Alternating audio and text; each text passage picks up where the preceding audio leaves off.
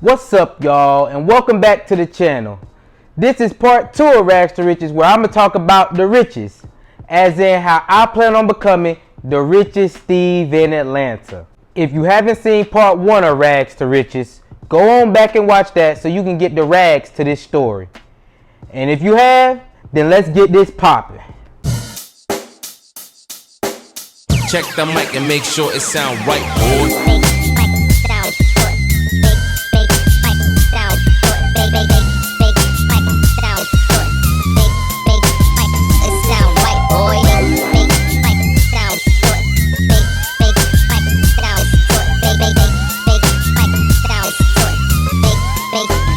It sound right, boy.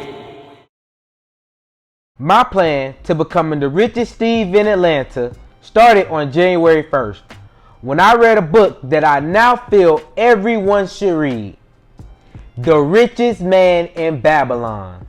Yes, it did take me all day, but I had COVID, so I was in the house anyway. So I might as well read a book about financial freedom. Now, I've always been interested in financial freedom. I just didn't know how to get there. But after reading this book, a light came on. This book is literally the playbook to financial freedom. So we're going to open this playbook and get 5 plays to financial freedom. Play number 1. Pay yourself first. The book says, no matter what, when you get paid, always take 1/10 of that paycheck and pay yourself first. Now, in order to save 1/10 of my paycheck each month, I'm gonna have to do something I've never done before, and that is budgeting. Usually, I just get my paycheck and I just spend it. I don't know where my money's at. I don't know where it's going. And when I say spend it, I spend the whole thing. To help combat this, I have recently invested in a budgeting app. That way I can track everything that goes in and out of my account, set goals for the month, and pay myself first. After the month of January, I'll come back and we'll review that budget and see how everything's going. That way we can set up and get everything right for February. Play number 2. All money saved must work for you. The book says, all money is your slave, and therefore it has to work for you. Now, we all know that for most of us, it's the opposite way around. We a slave to money, and we working for the money.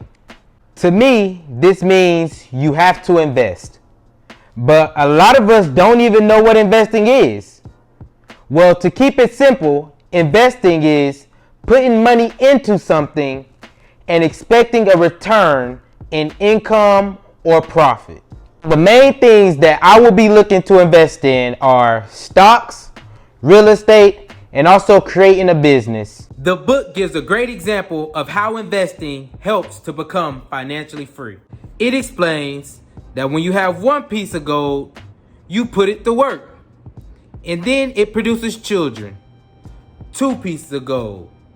Now with its children, you force them to work, and they produce more children, and by the time you're down to the 6th generation, I have become the richest Steve in Atlanta. That's it. I got the game plan. We can close the book. That's all I needed. But you know I kept reading, so let's go on to play number 3. Do not gamble with your investment money. The book says, if you want to know about the stars, would you go talk to the baker? No, you go talk to the astrologer. It then gives a great example of this by having the main character meet up with his friend, the brickworker. The brickworker told him, hey, I know some guys in a faraway city. They'll give us some jewels for the low. We can then sell them for a profit and make that cash. So of course he was with it. Yeah, let's do it. So the brickworker goes to that city, talks to his friends, get the jewels, and he comes back. But when he gets back, they find out that it is no real jewel in there. Just a pile of fake glass. They ain't make nothing. He then got smarter next time and he went to the bronze worker. The bronze worker went and got bronze with the money. He then bought it back, made some shields, made some weapons, and once he sold them, he made a profit from it. And from that profit, he cut his boy some of the change. Now that's how you do it. To me, this means you have to make smart and informed decisions on where your money's gonna go. We all know about them get rich quick schemes or the meme stocks. They just don't work. Now I have learned this lesson in real life. I have really invested in something with somebody who didn't know anything about it. I took the risk and it did not work out. So I will not be doing that again. Play number 4. Pay off all your debt. The book says ill fortune will come to those who think more about borrowing than repaying. Now I know a lot of people, including myself, who are not debt free. This may come from school, credit cards, maybe even owing a friend, and it does nothing but hurt you. To start off, we already know with most debt there's interest, which means it just snowballs into a bigger debt. And by the time we die, what we had to pass on to our kids, not legacy, but debt. We got these credit cards and be spending money we don't have or planning to pay in the future, just getting more and more interest. Now I too do have credit cards, but I feel like we got to do it the right way. Credit cards should be used to build your credit, not to buy things that you don't have. So with my credit cards, I spend the money on the credit card, get the reward, but as soon as I buy something, I pay it off. To finish it, let's get this straight.